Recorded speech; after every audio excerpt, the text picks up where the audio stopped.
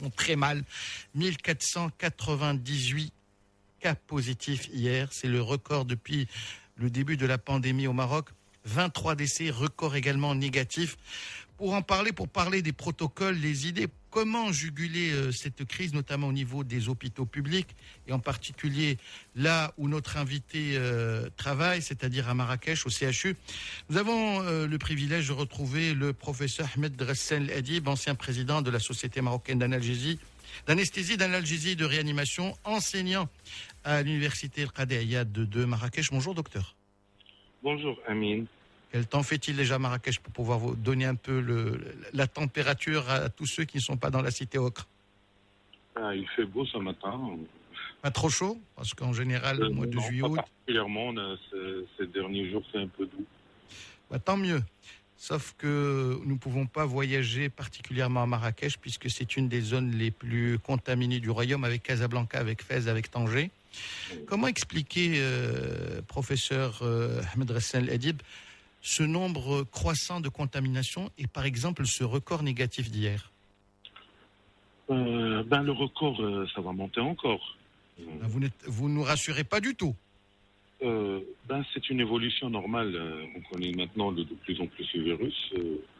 Ça va monter. Il y a eu des événements et des situations qui vont faire que la contamination est là et ces chiffres vont monter le temps qu'il y ait en quelque sorte l'immunité collective. On est vraiment en une phase épidémique croissante. Une immunité collective, ça veut dire 80% de personnes qui auraient contracté le virus et qui auraient réussi à guérir d'une façon ou d'une autre, soit en s'automédiquant, soit à travers une médication dans les hôpitaux publics. Donc ils ont développé une immunité pour une certaine durée. Maintenant, il y a un débat sur ça un petit peu partout, mais on est en train de voir dans certains pays qui ont eu énormément de patients atteints et de populations atteintes qui n'ont pas fait une remontée particulière, même s'il y a eu des manifestations. Donc on a de l'espoir que cette immunité marche, et c'est ce qui est en train d'arriver chez nous.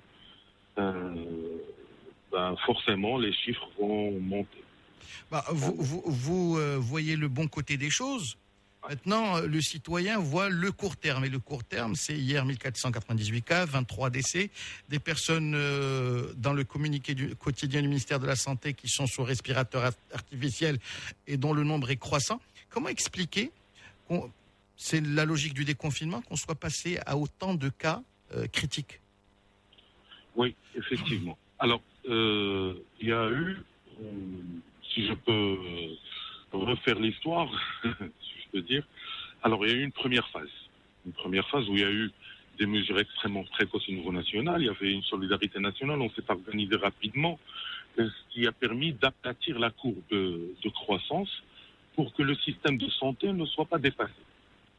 Et de ce fait, il y a eu certaines mesures, notamment le protocole. On a connu la maladie qui a fait que le taux de létalité, qui était au départ à 7%, a baissé drastiquement jusqu'à 1,5% et on se félicitait. Et à un certain moment, ça diminuait et il y a eu une sorte de relâchement total de part et d'autre qui a fait qu'on a crié victoire. Un peu trop tôt peut-être. C'était trop tôt. Tout le monde a crié victoire et puis arrivé le déconfinement de l'Aïd. Le premier Aïd, frère. Entre-temps, il y a eu des clusters où il y a eu certains reproches. Les enquêtes sont en cours pour définir la responsabilité. Et donc, à cette occasion de ce Eid Sver, il y a eu un déconfinement un petit peu trop rapide. Malgré que les recommandations internationales disaient qu'il fallait déconfiner très progressivement sur 3 mois. Et il y a eu un relâchement particulier qui a fait qu'au cours du Eid Sver, il y a eu une certaine contamination. Entre-temps, le système de santé a basculé parce que pendant 3 mois de confinement, il y a eu les non-Covid qui restaient chez eux. Il y a eu Ramadan et ça a fait que le système de santé devait récupérer rapidement les malades non-Covid qui avaient besoin de chirurgie pour les cancers, qui avaient besoin de reprise de suivi de leur maladie chronique, etc. Et puisque ça ne montait pas, ça s'est prolongé dans le temps et il y a eu et l'Eid al-Saghir et l'Eid al-Kbir. Et les rassemblements Familiaux. les rassemblements familiaux, il y avait une sorte d'assurance totale. On a gagné, on est capable de tout, alors que c'était juste un aplatissement de la courbe au départ pour tout le système de santé. Et maintenant, c'est en train de revenir, forcément, et on est en train de voir, on est en train de payer ce qui s'est passé avant l'Eid. Les cas graves d'avant l'Eid sont en train d'arriver. Ce qui fait que l'Eid al-Kbir et ces contaminations, c'est les cas qu'on est en train de voir en chiffres. Et les cas graves de l'Eid al-Kbir vont arriver dans une semaine, voire plus tard. Alors, quel est l'état des lieux, professeur Ahmed Ressel Adib, au CHU de Marrakech? Au CHU de Marrakech, on est en train de revenir à une adaptation à la situation actuelle. On a ouvert 4 services de réanimation dans un hôpital qui était un hôpital chirurgical qu'on a transformé en hôpital Covid de nouveau. Et donc, on a aménagé 50 lits de réanimation. Maintenant, on a plus de 30 malades graves dedans. On est passé à la 3e. Et déjà, avant d'ouvrir cet hôpital, il y avait 2 services de réanimation à l'hôpital Razi qui étaient pleins. Et on a aménagé aussi 4 étages pour les soins intensifs. Parce que, vu l'explosion épidémique, parce que ce qu'on est en train de voir en termes graves, ce n'est que le sommet de l'iceberg. Il y a beaucoup de malades, un petit peu partout. Il y a d'autres hôpitaux où il y a beaucoup de consultations. Et on est en train de vivre ce qu'on appelle dans notre jargon médical de notre équipe, la guerre de l'oxygène. Ouais, c'est la guerre de l'oxygène. Alors, en parlant de guerre de l'oxygène, comment expliquer aussi qu'on ait autant de cas graves, et ça s'est généralisé sur tout le royaume, avec des gens qui sont plus ou moins sujets jeunes, qui n'ont pas de comorbidité et qui se retrouvent sous respiration artificielle en réanimation? Alors, il y a d'une part, c'est l'augmentation épidémique.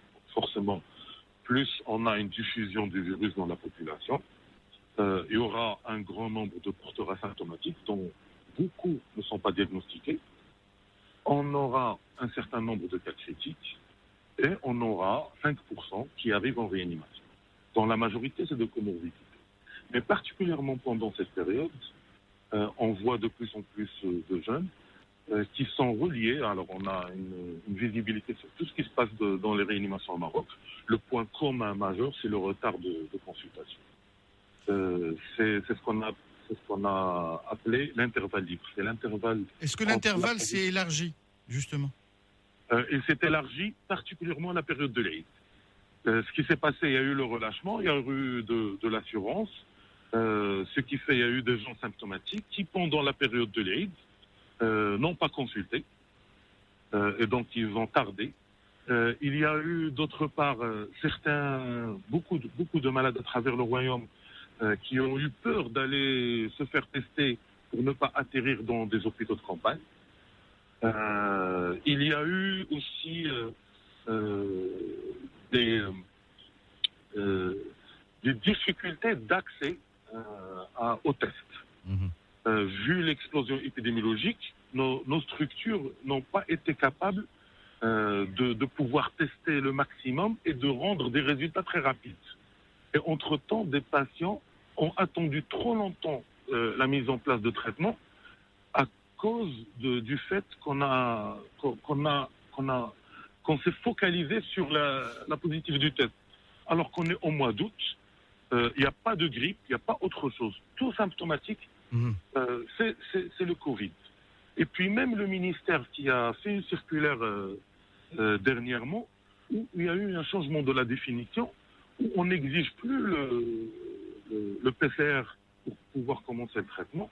Et donc il y a eu aussi un problème de communication au sein des différents partenaires qui a fait que devant des cas suspects, même avec leur scanner, il aurait pu commencer le traitement précocement, ça n'a pas été.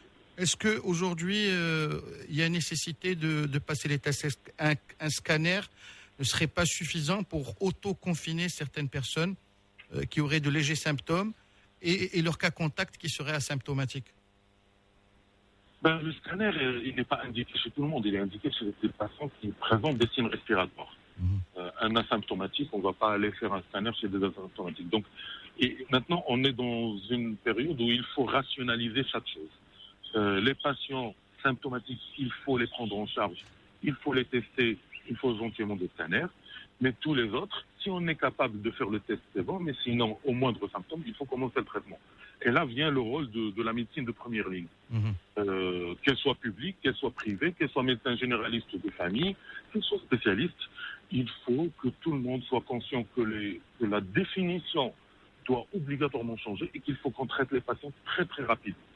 Est-ce que ça ne suppose pas impliquer d'autres circuits que ceux qui sont utilisés maintenant, c'est-à-dire médecine privée libérale, pharmacien de quartier, obligé de mettre tout ce beau monde parce que vous êtes en première ligne, vous êtes l'armée, mais on a besoin d'intendants qui accompagnent et sinon cette guerre on ne la gagnera jamais.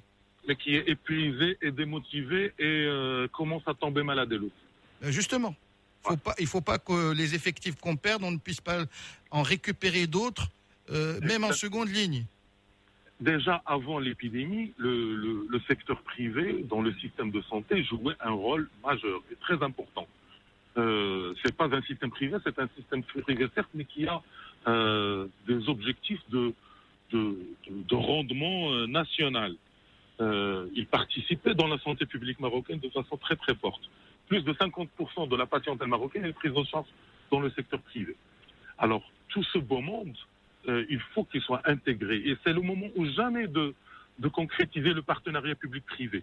Que ce soit au niveau du corps médical, du corps infirmier, que ce soit au niveau des officines. Les officines peuvent jouer un rôle, que ce soit dans l'orientation, la capacité de faire des tests, délivrer les médicaments, mais certainement sous condition. Il faut qu'on ait de la traçabilité, il faut que ça soit une maladie à déclaration obligatoire, mais il faut avoir de la sérénité pour pouvoir prendre en charge les patients très très rapidement. Ça, c'est une condition sine qua non. Si le secteur privé n'est pas un acteur central et intégré dans la prise en charge, on ne pourra pas gagner la bataille. Le système public est là ses limites. Et c'est une réalité. Alors, en parlant des limites, à Marrakech, j'ai vu sur les réseaux sociaux que vous aviez lancé un appel. Est-ce dire que l'armée, quand je dis l'armée entre guillemets, ce sont les médecins, le corps médical dans son ensemble, commence à tomber comme des mouches? Qu'est-ce qui se passe réellement à Marrakech? De quoi avez-vous besoin? Il n'y a pas que Marrakech. Au fait, quand je parlais des... C'est un cas d'espèce, Marrakech, parce qu'il y a Fès, il y a Rabat, il y a Casablanca et tous les grands centres hospitaliers. C'est pareil. Au fait, quand il y a eu le déconfinement, les professionnels de la santé n'ont pas récupéré, ils n'ont pas relâché parce qu'il fallait s'occuper des non-Covid. Maintenant, en ce moment-là, on a une sorte d'explosion épidémique. On doit s'occuper des Covid, dont on voit le nombre augmenter de façon très, très, très importante. Mais on doit aussi s'occuper des malades non-Covid qu'on a. On a des accidents de la voie publique, on a des chirurgies qui doivent se faire, des cancers qui ne doivent pas tarder. Donc, forcément, la charge de travail, elle est phénoménale. Et les professionnels sont complètement épuisés. Et l'épuisement, il est beaucoup plus psychologique que physique, si je peux dire. Donc il y a... Et puis, il y a la grande majorité des malades, dont on a la guerre de l'oxygène, ont besoin d'un certain niveau de compétence. Nous, les réanimateurs, on est incapables de gérer tout ça. On a un nombre, dans le public, on n'est que 200 réanimateurs à travers le royaume. Même si on a ouvert des lits de réanimation, on a des capacités de respirateurs, c'est pas le matériel, c'est pas les lits qui vont faire de la réanimation. C'est l'élément humain. C'est l'élément humain. Donc on sera incapable de gérer tout seul, il faudra beaucoup d'aide. Donc forcément, avec ce beaucoup d'aide, en dehors il faudrait qu'il y ait des partenariats publics-privés de façon structurée, institutionnelle, régionalisée, etc. On a encore besoin d'autres mains et des volontaires dans ces services-là. Cette expérience de volontariat, on a déjà réussi à la première phase. Je ne sais pas si vous me suivez, mais on a été les premiers qui avaient lancé un appel pour des volontaires au niveau du SAMU et de la régulation. Et c'était une excellente réussite. Ça a été suivi un petit peu partout dans le royaume. Et ça répondait. Alors, on ne réussit pas à l'avoir maintenant. Juste des gens qui peuvent répondre à l'appel des citoyens Là, les régulateurs actuels, parce qu'il n'y a plus ce système de volontariat, ils sont débordés, épuisés. On a eu un système de triage basé sur le volontariat aussi. Beaucoup d'étudiants en médecine dans la première phase nous ont rejoints et ça nous a permis de structurer le circuit. Tout ça a été perdu et on n'arrive pas à le récupérer. Donc ce système de volontariat, on voudrait le reprendre.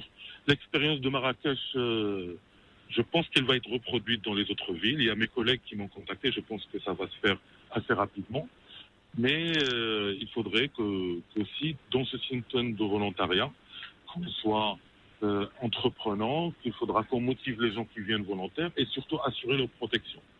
Alors ma toute dernière question, si Ahmed Ressel Adib, le ministre lors d'un webinaire avant-hier avait parlé d'un changement de stratégie. Ça pourrait même être un changement de cap, les dispensaires de quartier vont être utilisés pour le dépistage. Qu'est-ce que vous pensez de cette piste? Est-ce qu'elle est à même de permettre de juguler cette vague? Certainement, c'est une avancée importante et on l'a demandé depuis longtemps. Mais je pense franchement, je pense que c'est pas suffisant vu l'évolution épidémique, notamment ce qui va arriver par la suite. Parce que là, c'est quelques villes qui sont touchées. Avec ce qui s'est passé de déplacement de populations de rassemblement du l'Eid, on va voir maintenant apparaître d'autres villes, les régions rurales qui vont augmenter le nombre de façon importante. Je pense que le système qui va être instauré de centres publics de proximité, certainement sera très très important, mais pas suffisant. Donc le partenariat public-privé, en intégrant les médecins de première ligne et les officines, doit s'accélérer très très rapidement pour pouvoir juguler tout ça.